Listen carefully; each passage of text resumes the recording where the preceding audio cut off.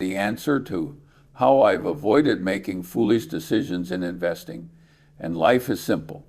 I just identified the path most people take to mediocrity, and then I avoided that path. Everyone wants to hear the secret to wealth as if it were some profound magic. But the real secret is so boring, it's uninspiring. It's this: don't follow the crowd. Humans are inherently drawn to being in groups. In ancient times, separation from the group meant death. This fear, written in our genes, still controls you today. In financial markets, I call it herd mentality. A viewpoint once believed by enough people is automatically shrouded in an aura of truth. People feel safe, feel like they are part of the mainstream, but they never considered that in the game of investing, the mainstream is usually the express train to losses. I've seen it far too many times. A concept becomes popular. The media reports it extensively, and even the barber on the corner is talking about that stock. At this point, a smart person knows it's time to get out. Why? Because when everyone sees an opportunity, it's no longer an opportunity. It becomes a slaughterhouse, and those who squeeze in last are the lambs to the slaughter. Profits are always generated in the quiet corners, not in the bustling squares. Therefore, my first principle is think contrarily. I think every day, how can I ruin my life? And then I try my best to avoid doing those things. Similarly, in investing, I ask, what kind of investment will make everyone lose money? It's usually the kind of investment everyone says is good. I'm not opposing for the sake of opposing. That's childish rebellion. My contrarian thinking is based on cold, emotionless mathematics and facts. It's a result of rationality, not an emotional outburst. You're all too impatient, always thinking about finding the next explosive opportunity to change your fate overnight. I'm telling you, the idea of getting rich quick is poison. Warren Buffett and I never pursue that. What we pursue is consistently doing things that aren't stupid over a very, very long time. That sounds simple, right? But in reality, it's much harder than becoming a genius, because staying rational means fighting against your most primal impulses. And when your friends are bragging about how much money they've made, it's hard not to feel envious. Jealousy is the most foolish of all evils. It brings no joy, only pain. The market preys on your jealousy. It lures you into abandoning your judgment and joining the frenzy by using the success of others. Then, in your moment of euphoria, it takes all your money. It's an old trick, but it works every time because human nature never changes. I always say, if you only have a hammer, everything looks like a nail. Many so-called experts are those people who only have a hammer. They use one theory to explain everything. But the world is complex.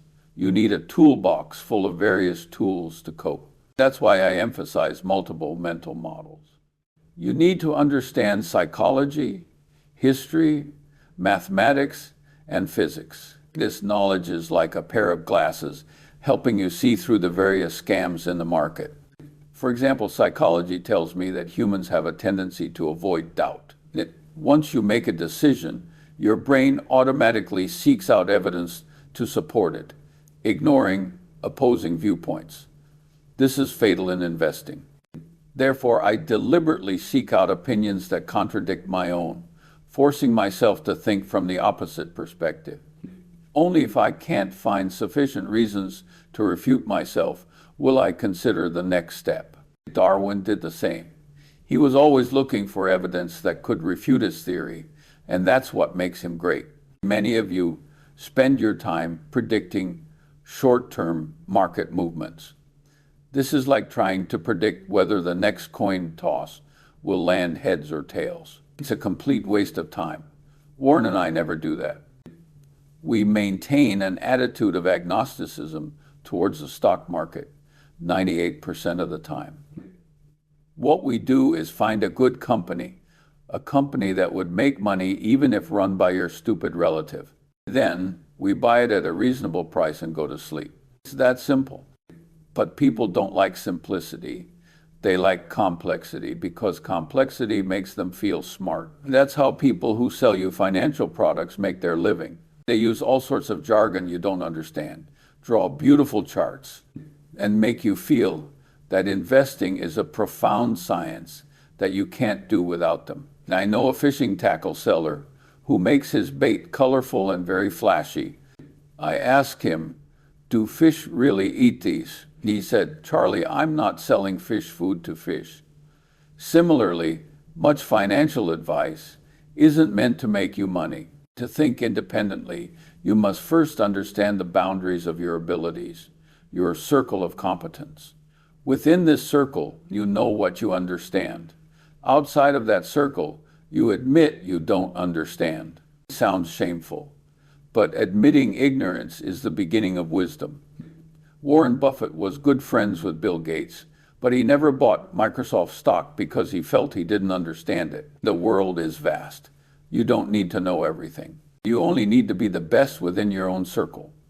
Place heavy bets within your circle of competence and remain inactive outside of it. That's discipline. In my life, I've seen too many smart people make disastrous decisions. Why? They were too smart. So smart that they thought they wouldn't make mistakes. They were overconfident and stepped outside their circle of competence. They were misled by the noise of the market and forgot the most basic common sense.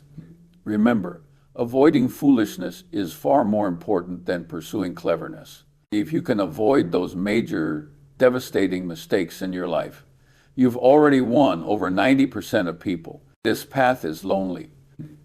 When everyone is rushing in one direction, if you stand still or even go in the opposite direction, you'll be seen as a fool. People will laugh at you, saying you missed a once-in-a-century opportunity. You will struggle internally, doubting yourself.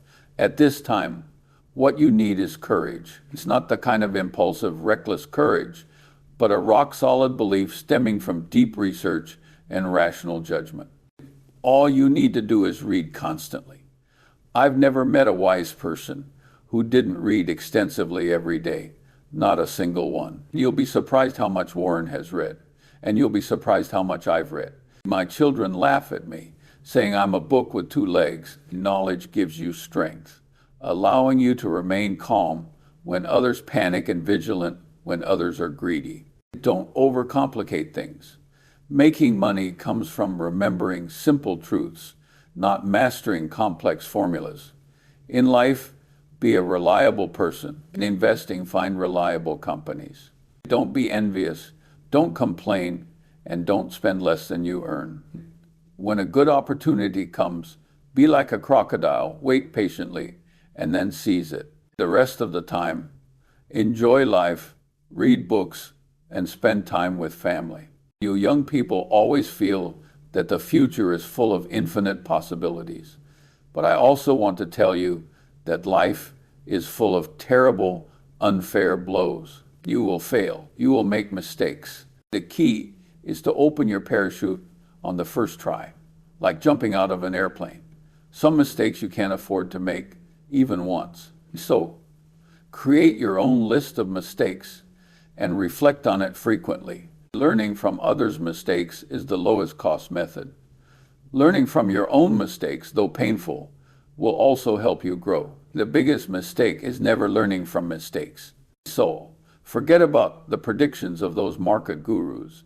Turn off those incessant financial programs on TV. Shift your energy from guessing the market's next move to understanding the intrinsic value of companies.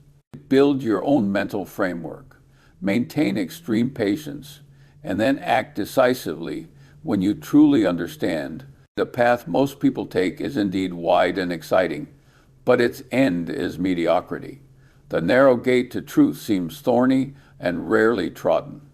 But only those who dare to think independently and go against the grain can ultimately pass through it and see the scenery on the other side. The market will ultimately reward those with profound insights, not those who merely follow the trend. The choice of which path to take is up to you.